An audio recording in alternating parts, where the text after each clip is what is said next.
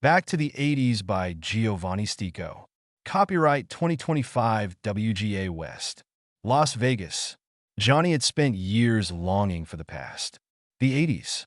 The golden age of neon lights, big hair, and music that made your heartbeat faster. Back when every day felt like a blockbuster movie and life had no limits. But those days were long gone. Now he was just another guy trying to make ends meet, clocking in and out of a boring job, paying bills, feeling the years slipping by, all while the world around him seemed to forget what it meant to have fun. Sure, Vegas had its glitzy lights and distractions, but the soul of the place, the real magic, felt like a distant memory. It was like a dream Johnny could barely recall. But then it happened. The Ghostbusters car, it started like any other day, running errands, nothing special, until there was the Ghostbusters car pulled into the Albertsons parking lot. Not the real Ecto one, but good enough. White body, red stripes, and that unmistakable ghost logo glaring out like an old-school neon sign. Johnny couldn't believe his eyes. Could it be George McFly? Well, not the real George McFly, but damn close. Same charm, same vibe. Johnny's gut told him this wasn't just another random guy. This was destiny. He had manifested the 80s. He approached Keith, the George McFly impersonator, inside the supermarket. They exchanged a few words, then Keith, with a sly grin, invited Johnny to drop by the 80s cafe when he had some free time.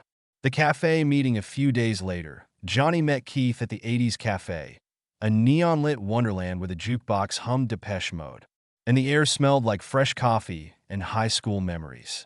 Johnny leaned in. "So, what's with the Ghostbusters car?" Keith smirked. "Oh, it's not mine. It's my boss's.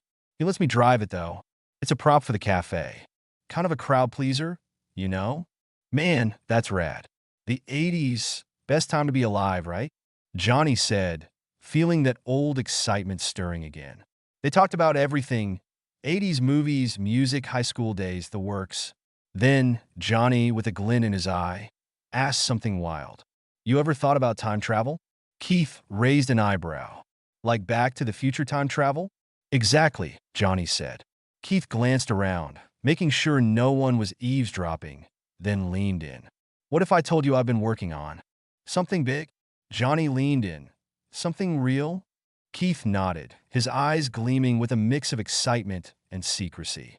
"I built a portal machine, a real way to travel through time wherever and whenever you want." Johnny stared. "A time machine? How the hell does that work?" Keith grinned.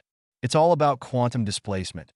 You create a stable temporal rift to tear in the fabric of time. I've got the physics down how to make it all work without the whole space-time continuum collapsing on itself. It's like opening a doorway from now to then." Johnny, still skeptical, raised an eyebrow. "And you just walk through?" Keith nodded. "Well, you need the watch to trigger the portal. Once it's activated, the machine opens a wormhole to wherever you want, past, future, anywhere. But you've got to know exactly where you're going. Once you step through, that's it. The past is locked in, no do-overs." Johnny was hooked. "Let's do it." Keith led Johnny to a warehouse on the outskirts of town. It was hot, tumbleweeds rolling across the deserted roads, but inside, under a tarp, was the time machine. It wasn't a DeLorean. It was a standing chamber, sleek and futuristic, lined with chrome and glowing blue neon. The base was open, almost like a pod, with a small control panel in front of it. Cables dangled from the ceiling, and a cassette deck was embedded in the side. "Every time machine needs a soundtrack," Keith joked, tossing Johnny a mixtape. Johnny ran a hand along its surface. "So, this is it?" Keith grinned. "Yep, 5 years of work. This will be the first adventure." Johnny hesitated for a split second. "Hell yeah. When and where?" Johnny knew right away. Simi Valley, 1986. October 12th. Keith, who was originally from Sacramento, shrugged. "Never been, but I'm in." They set the date. Press go. The neon pulsed. The air crackled. 1986 Sycamore Plaza, a flash. A pull. Then Johnny's ears were assaulted by Bon Jovi's "You Give Love a Bad Name." blasting from a candy apple red IROX 28. The air smelled like burgers and cigarette smoke. Music Plus was packed with cassettes Van Halen, The Smiths, Depeche Mode. It was everything Johnny had remembered and more. He glanced at his reflection in a store window. Younger. A look of James Dean. Keith adjusted his shirt, still rocking the George McFly look. Holy shit, Johnny grinned. Welcome to the 80s, dude. Royal High School, the one who got away. Walking through Royal High was like stepping into a time machine of its own. The guys with their Walkmans blasting The Clash. The girls flipping through Tiger Beat magazines, whispering about Tom Cruise. Then, she walked into the classroom. Christina Dubois. Long, curly hair. Dimples. A sculpted face. She looked like Al Pacino's sister from Scarface, only better. Johnny couldn't breathe. He was 17 again, and she was perfection personified. He wrote a note, passed it to the front. She read it. She turned to look at Johnny and smiled, and Johnny's heart melted.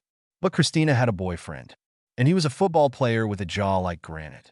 Still, Johnny hung out with her, secretly doing things teenagers did back then, even sharing nachos at AM/PM. Walking her home after school, just being near her was beautiful. But he knew she was untouchable. Until one day, she disappeared and moved back east to finish high school. Johnny thrived in the 80s.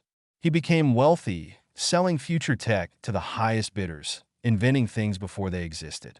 And through it all, he met Christina again. When they met, it was like they never parted. They married, had kids.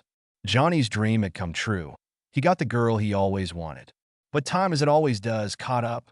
His face aged, his hair grayed. Yet, the excitement never died. 39 years later, Johnny met Keith again. He returned the time machine watch. Keith raised an eyebrow. I thought you'd never leave. Johnny grinned. It all worked out for me. One hell of a ride. Keith smiled and said, I got another mission for us. 2,000 years into the future on the planet Zara. They need our help. You down for that, Johnny? Fuck yeah, Johnny replied.